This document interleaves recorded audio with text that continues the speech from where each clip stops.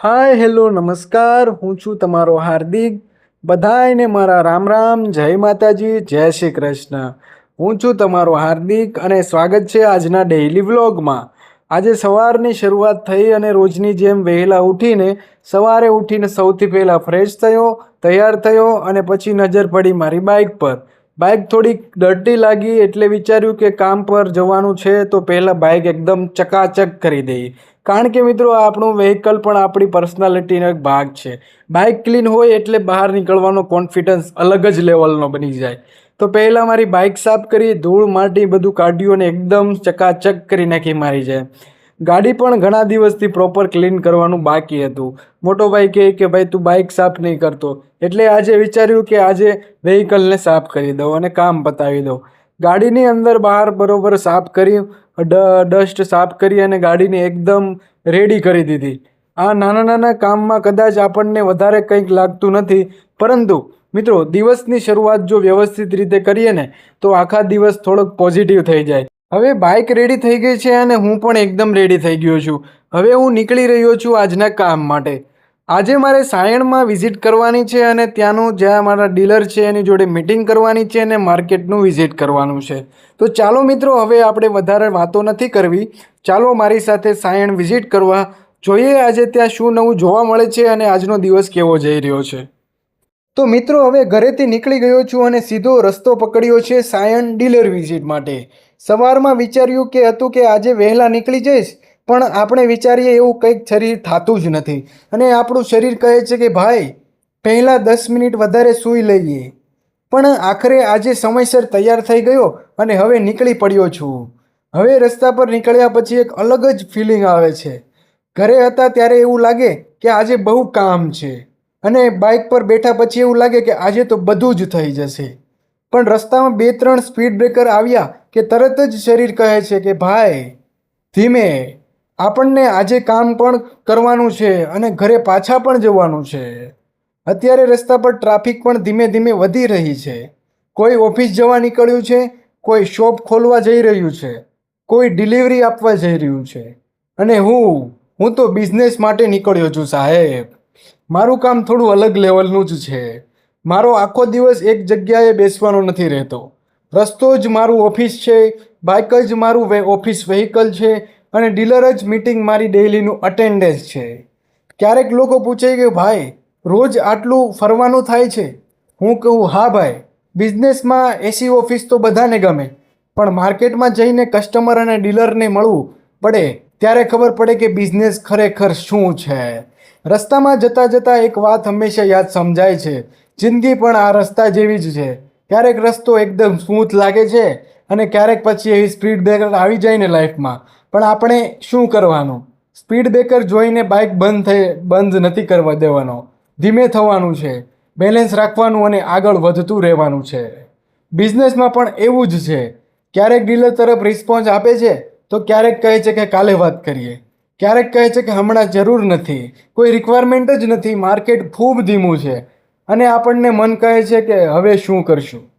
પણ માર્કેટમાં એક જ રૂલ છે, એક ના પાડે એટલે બિઝનેસ બંધ નથી કરવાનો, આગળના માણસોને મળતું રહેવાનું છે.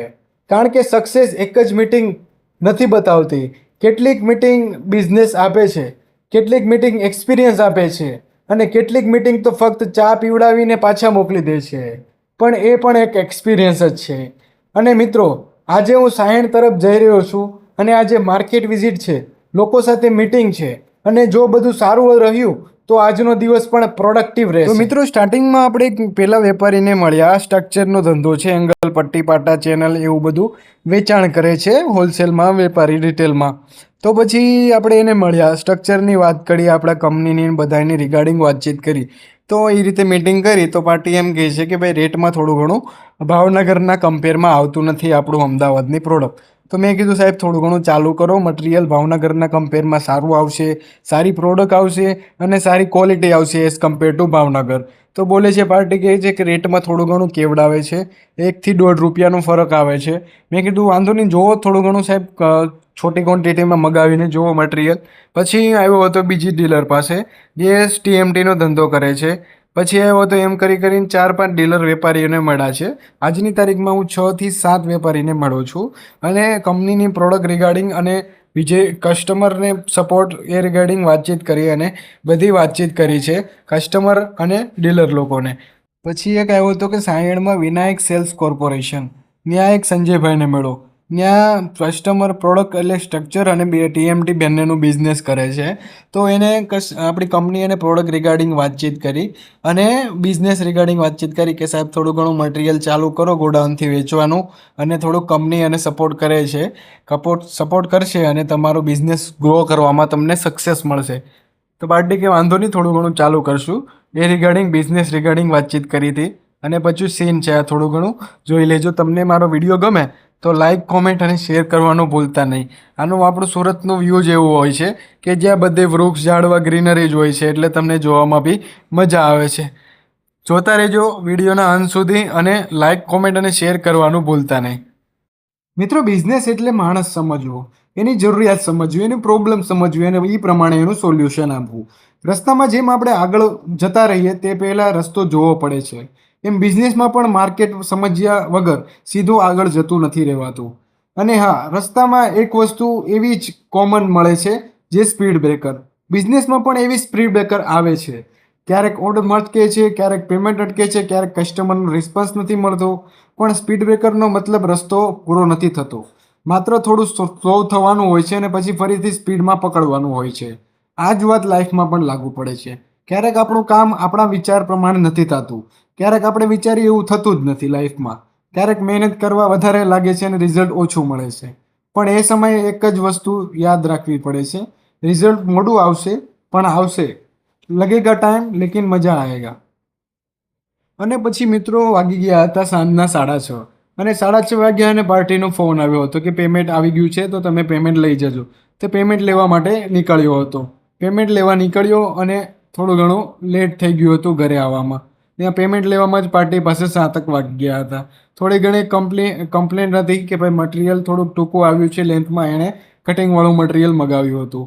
તો એનું સોલ્યુશન અને થોડું ઘણું વાતચીત કરી, પાર્ટીને મનાવી અને નેક્સ્ટ ટાઈમ એવું નહીં આવે એ રિગાર્ડિંગ બી વાતચીત કરી અને પાર્ટીને મનાવી હતી. આજે આ રીતનું સિચ્યુએશન અને સિનારીઓ હતો. જો મિત્રો, આજે આ વ્લોગ અહીંયા પૂરો કરું છું.